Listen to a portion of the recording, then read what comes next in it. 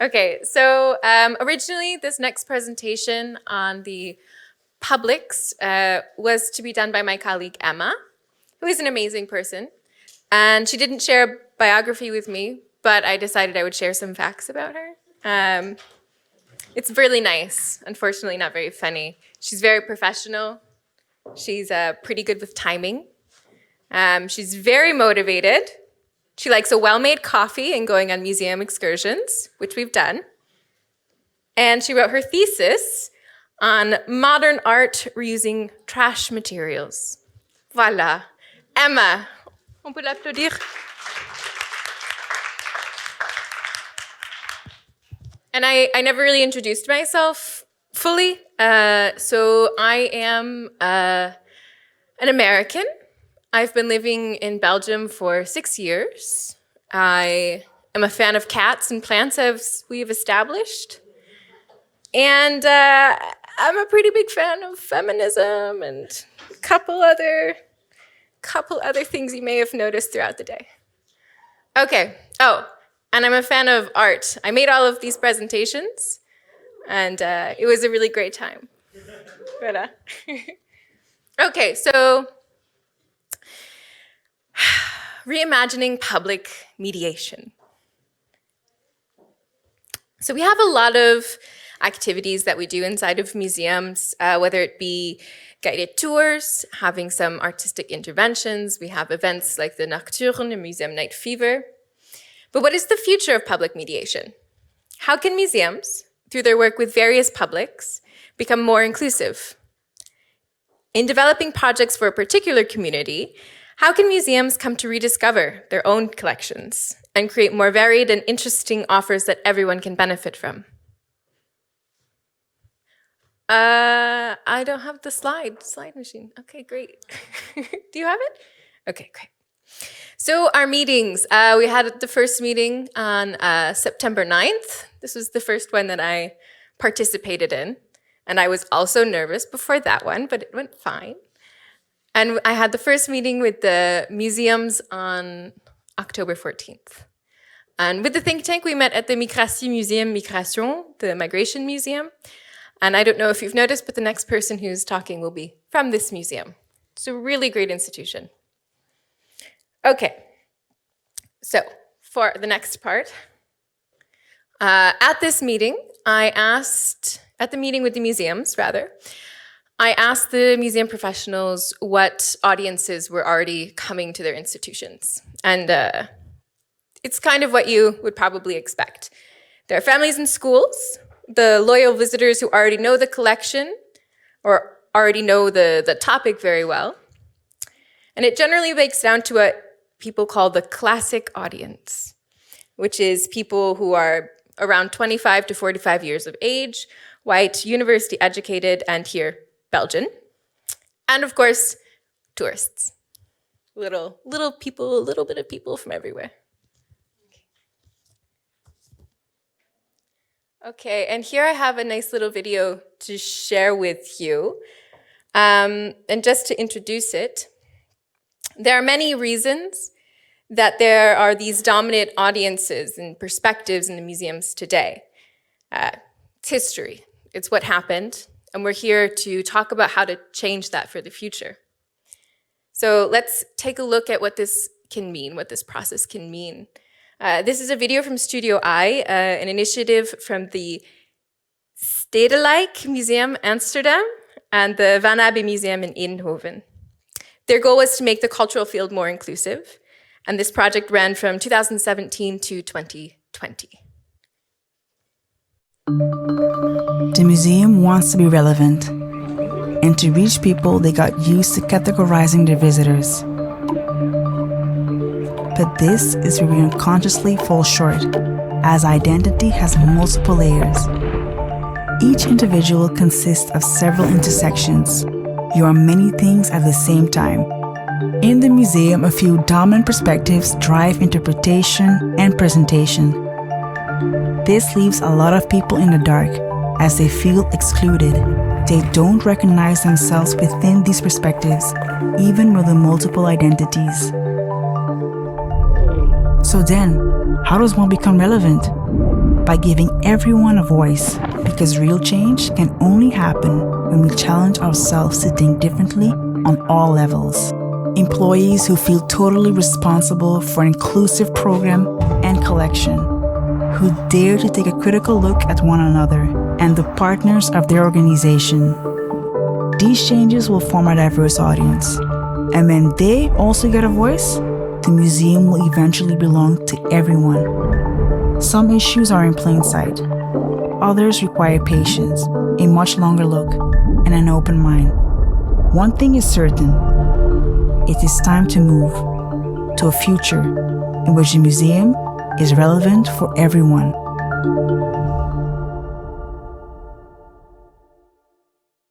Great project. Really loved it. So what you can see here is that diversity is not really about necessarily about changing the museum collection.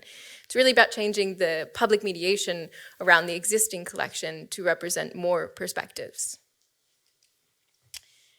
And the bigger evolution to no longer exclude people from the museum. So this leads us to the next part, which is, what are the missing profiles here in Belgium? Because inclusion work is always, you have to put it in a location. You have to know which groups you're talking about, and it changes depending on where you are, depending on who you're with. So, for example, if we were in Australia, this group would include including Aboriginal tribes. If we were in New York State, where I'm from, it would include the Iroquois cultures. So here we have adults without a university degree, people with less disposable income, the LGBTQ plus community, people of color, youth, people who are blind, or people who have difficulties hearing. So let's look at these numbers specifically. I'm sorry, to be clear, because I don't think I was, these are the audiences that are missing in our Belgian museums from the conversations with the museums. These are the groups of people they think could be better represented. So let's have some context around this. So the Belgian population is about 11.5 million people. And I don't know if you know this, but Belgium is the second most diverse city after Dubai. What did I say? Belgium, Brussels, the city of Belgium known as Brussels. So here you can see that 32% of the people who live in Belgium have at least one parent who is non-Belgian. And in Brussels, the number of people born outside of Belgium is 62%. So this is to say that people with a migration background are very, very, very present in this city. And it's really important that museums think about how to integrate these perspectives as well into their public mediation. And then you can see here for the discussion about the people who attend, okay, let me come back. All right, so the people who are already present in the museums often have university degrees. But if we look here, 70% of adults in Belgium do not have university degrees. So why are they not coming to the museum? I'm sure we all have lots of ideas, but we'll get to that. Okay, and here I wanted to show you as well, the blind or visually impaired community, according to the World Health Organization, makes about 1.1% of the population, which is equivalent to the number of people who are born with red hair. So when you see people walking down the street with red hair, it's the same percentage you have of seeing someone who is blind or visually impaired. Next, we have the deaf or hard of hearing community, which is much larger, 16%. And that's because it's a natural part of our aging process that we lose our hearing. So how are museums really working to include this community and what these communities have to offer in their spaces? One of the examples I like to talk about with the deaf community, about things that the hearing communities can learn from the deaf community, is that they don't necessarily applaud, because that's a very auditory thing. You listen to how big the applause are. So what they do instead is they wave their hands to show agreement. And normally this doesn't necessarily play a huge role in my life, but when we started having Zoom calls, applause didn't really fit. So this is a great small thing. There are so many different techniques we can learn from these different communities as to how to exist in the world. And then the numbers that I think people find the most shocking is the size of the LGBTQAI plus community. Here, it's the numbers are difficult to find, really, because it's a difficult topic to address, because not necessarily everyone who is non-hetero will go around talking about it. But I did find a study done here in Belgium to address this issue, and the non-hetero community was about 14%.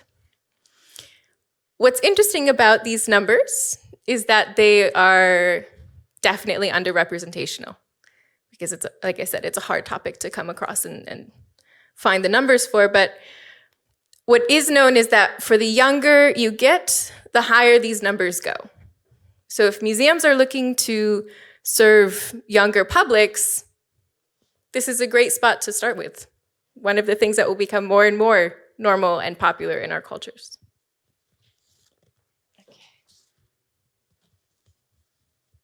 Okay, so with Open Museum, we would like to bring awareness to these populations who have historically received less focus. If we think back to the Studio I video that we watched, identity is a complex issue, and many of these backgrounds overlap, as you can imagine. These groups represent individuals with their own ideas, desires, and understandings, and they have varied socioeconomic backgrounds. Some of them have very limited income, while others have a very large disposable income. And I bring that up because it's one of the factors that people talk about in these discussions, is that these publics are publics that don't actually have a lot of money. So, I mean, how do we get them to come into the museum? Why do we get them to come into the museum? That's a really big statement. There's a lot of people. There's a lot of people who are not coming to the museums. There's so much more work that can be done than just thinking about what it is that they financially have to offer. And by looking to serve these audiences, museums can start learning from their experiences, as I mentioned with this hand gesture. Wheelchair ramps are a really great example because they can be used by people who have baby strollers or prams. They can be used for deliveries, and they, importantly, can be used for people who are signing, because it's difficult to sign while you're walking up the stairs. And less complex explanations, for example, can benefit adults with less knowledge on the topic, or people who are learning a language, children, tourists. There's a lot of reasons that less complicated explanations would be helpful. So how can museums better serve these underrepresented populations? So here we have personnel and partnerships. Sounds familiar? We talked about it a little bit. Good stuff. So obviously these are the two topics. I'm not going to get into them because we've already spent a long time talking about them. But this is the place to start. You need to think about how you can make inclusion happen at these levels, because these are the levels that are really going to help to diversify your audiences. So during the reflection sessions, it was both museums and the think tank who brought these topics up and said, we need to focus on these in order to have this outcome. And very importantly, for the personnel, it's really about the decision-making roles. Those are the positions that need to be filled with more diverse backgrounds.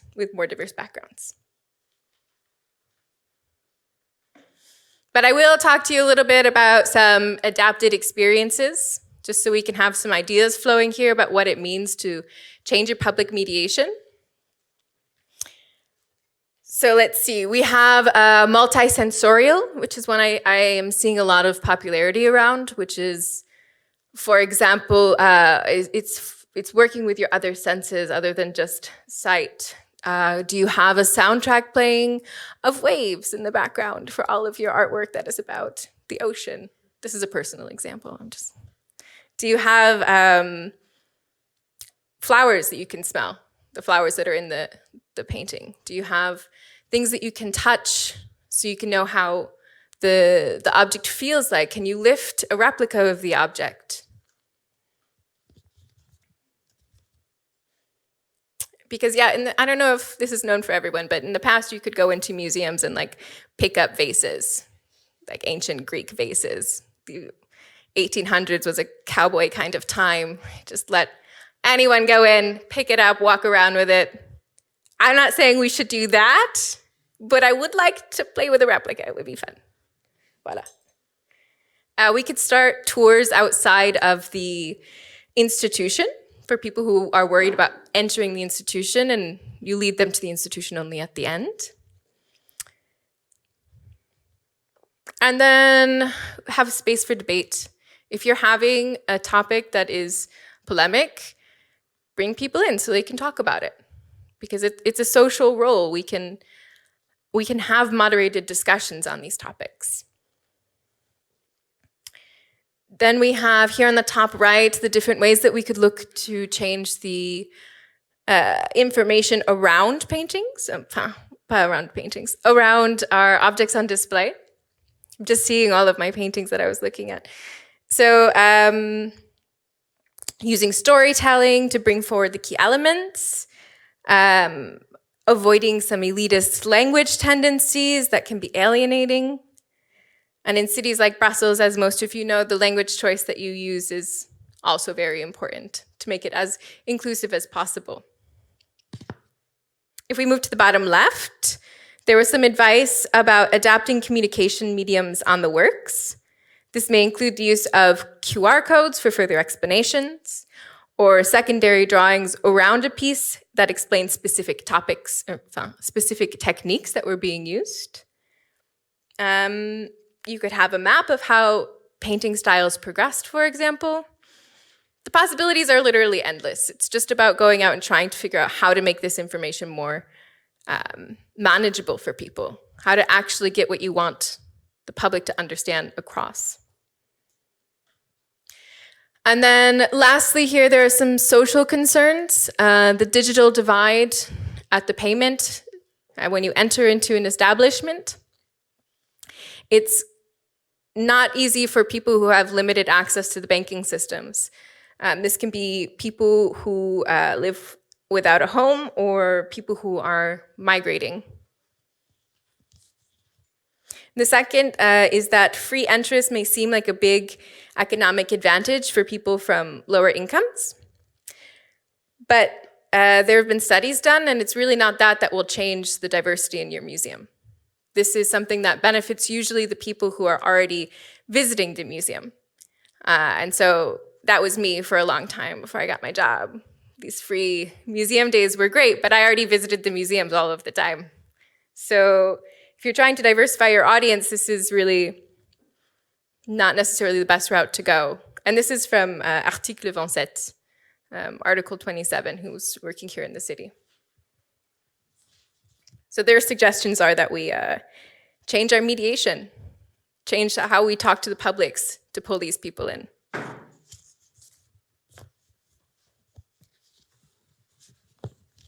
Okay. And then lastly, the think tank put forward during the recommendation the need for museums to be polyphonic spaces. They should tell the stories of many people from as many perspectives as possible. The best way, after all, to understand a story is to hear all of the perspectives. Even during the museum discussions, there were questions of gender, feminism, colonialism, LGBTQAI rights. These all represent different ways to understand our experiences, different ways to understand historical narratives. And in embracing them and learning from them, we can really better understand our past and our present.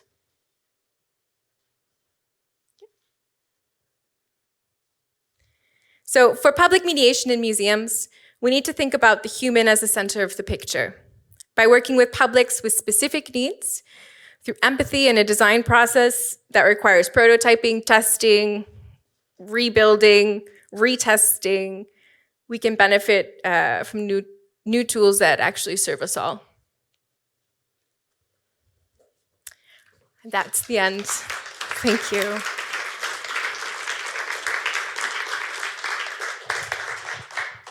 Are there any questions?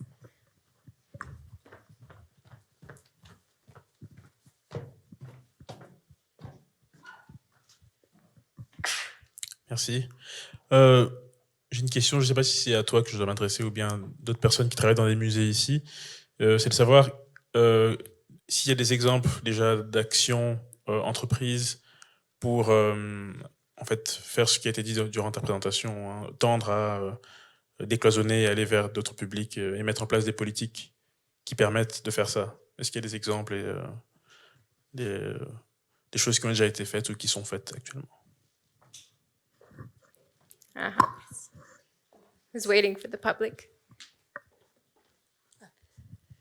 Oui, je vais aussi l'expliquer maintenant quand Marie me donne la parole.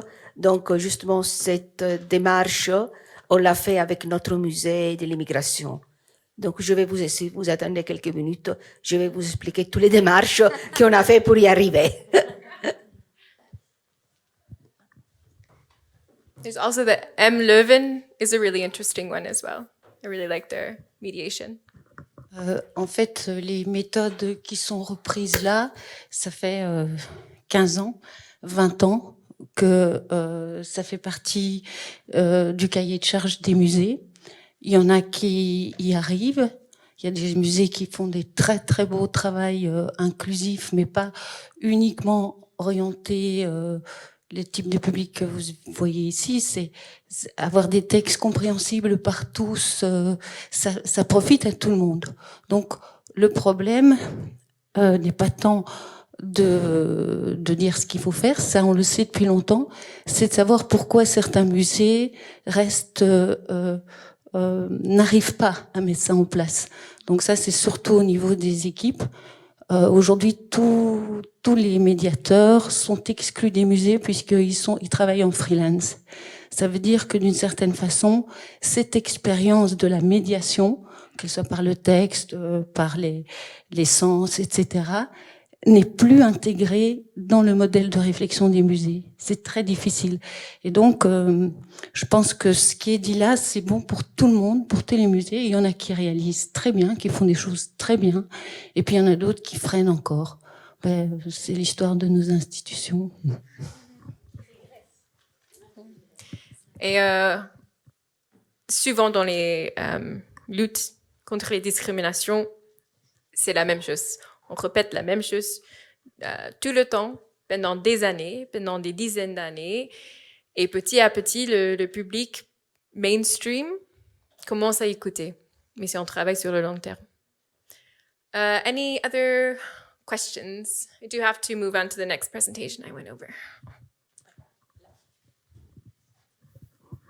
J'ai une question par rapport aux politiques de représentation dans les musées. Est-ce que c'est pertinent politiquement? Est-ce que le fait de recruter une personne noire, par exemple, à un poste, souvent, ce n'est pas des postes à responsabilité sérieux, hein, c'est des postes, un CDD, par exemple. Sur la photo des musées, en tout cas sur les sites internet, ça paraît bien. Mais dans le fond, est-ce que ça marche? Est-ce que ça ne marche pas? C'est quoi la réflexion autour de ça? Ce matin, on a parlé du personnel et on a eu des explications aussi d'actrices pour parler vraiment de l'importance de l'inclusion, le travail d'inclusion. Et quand on dit inclusion, c'est différent de diversité. Diversité, c'est juste d'avoir des différents profils représentés. L'inclusion, c'est d'avoir des personnes, des backgrounds, different backgrounds dans les postes de pouvoir, dans les decision-making processes. Donc, la politique de changement, c'est à venir, j'imagine. C'est pas quelque chose qui est obligatoire, mais c'est c'est avec ce type de projet, avec Open Museum, qu'on essaie de parler avec les musées en disant vraiment, ça va changer non seulement la médiation, mais aussi la mentalité dans le musée. Et si on veut avoir ces valeurs d'inclusion, on doit faire l'effort. Merci pour toute cette journée très riche. J'ai une question plutôt générale. Peut-être vous avez divulgué cette information auparavant, mais je ne suis pas au courant. Comment est-ce que le think tank a été identifié? Et est-ce que tous les musées du réseau ont été invités à chacune des séances de travail sur chacun des P, ou est-ce que c'était par invitation directe à des groupes plus stricts? Et puis, j'ai encore un tout petit commentaire. Je suis tout à fait d'accord que la plupart des améliorations qu'on fait pour un public vont bénéficier les autres publics aussi, notamment les textes plus simples, par exemple, vont bénéficier tous. Les accès par rampe peuvent bénéficier d'autres auxquels on n'a pas pensé initialement. Quand vous avez énuméré différents exemples, j'ai juste pensé à un seul que jusqu'à maintenant, pour moi, ça reste un défi. Je suis pas francophone de langue maternelle, et l'écriture inclusive pour laquelle je suis tout à fait pour, c'est vraiment une galère pour quelqu'un qui n'est pas francophone de langue maternelle. Je suis curieuse de lire vos recommandations, mais je vous laisse la provocation. Ok, donc c'est deux bonnes questions.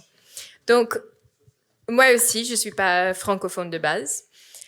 Et j'avoue que c'est difficile de savoir tous les mots qui peuvent être en masculin ou en féminin, ou si c'est juste des féministes avec lesquels je traîne qui utilisent des mots féminins quand d'habitude c'est juste un mot masculin. I don't know, it's a lot of work. Mais comme tout processus, voilà, ça prend du temps. Et j'aimerais dire aussi que l'écriture inclusive, il y a plusieurs formes. C'est pas juste avec le point médian. Et souvent, les gens pensent que voilà, le point médian, c'est la partie importante et on peut le faire de cette manière-là. Mais il y a plusieurs méthodes. Je suis pas experte en écriture inclusive. Je connais, si vous avez envie. But I hear you. Yeah, it's difficult. Ça prend du temps. Pour le think tank, moi, je faisais pas partie de l'équipe quand le think tank était créé. Mais corrige-moi si je dis n'importe quoi. Mais on a fait un appel aux personnes qui faisaient des luttes contre les discriminations, qui nous a envoyé des informations sur eux et sur elles. Et après, c'était avec une comité que les personnes ont été sélectionnées. Il y avait plusieurs personnes dans cette comité qui pourraient dire « Ok, j'aime bien ce côté-là, on voudrait avoir une représentation vaste ». Déjà, sur notre site, il y a une explication de tout ça et aussi les informations sur le think tank. Est-ce qu'il y a 2 membres du think tank ici, mais je ne vais pas dire whatever. No, if you want to participate, you can. Yes, voilà. Yamina était là aussi. Oh, c'est une très très bonne question parce que on en a parlé avec les membres du think tank qui sont présents dans la salle, qu'on aurait peut-être un petit peu mieux dû introduire comment ce think tank, parce que la chose la plus importante à savoir, c'est que les membres du think tank ne font pas partie du secteur muséal. Donc ce sont des personnes qui ont un centre d'intérêt, soit parce que ces personnes ont une activité artistique ou parce qu'ils font partie d'associations. Donc donc on a essayé de réunir des profils variés, le plus variés possible.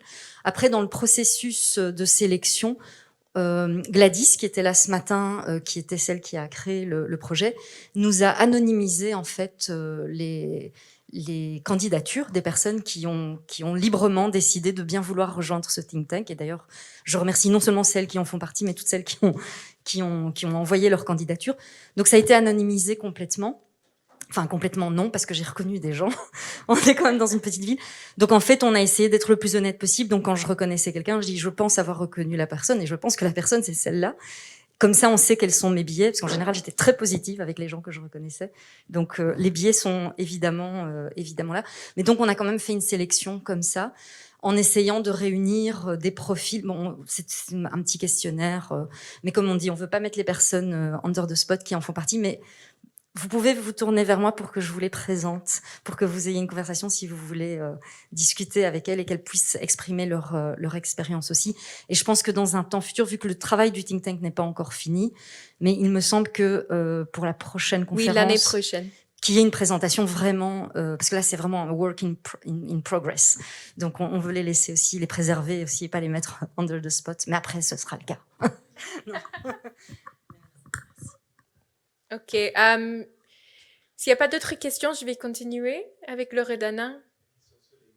Ah. Il y avait encore une autre question de dernière la question. dame. Non, de la dame qui demandait sur les musées, parce qu'il y a donc une liste de musées qui participent à ces réflexions. Ah oui, Est-ce oui, oui. que c'est une question importante? Est-ce que tous les musées sont informés de l'initiative ou comment est-ce qu'on a... Oui, j'invite tous les musées J'invite tous les musées qui sont dans notre partenariat à venir à ces sessions. Donc, il y en a qui ne répondent pas, mais il y en a qui sont très actives et voudraient toujours participer. Donc, c'est open pour tout le monde.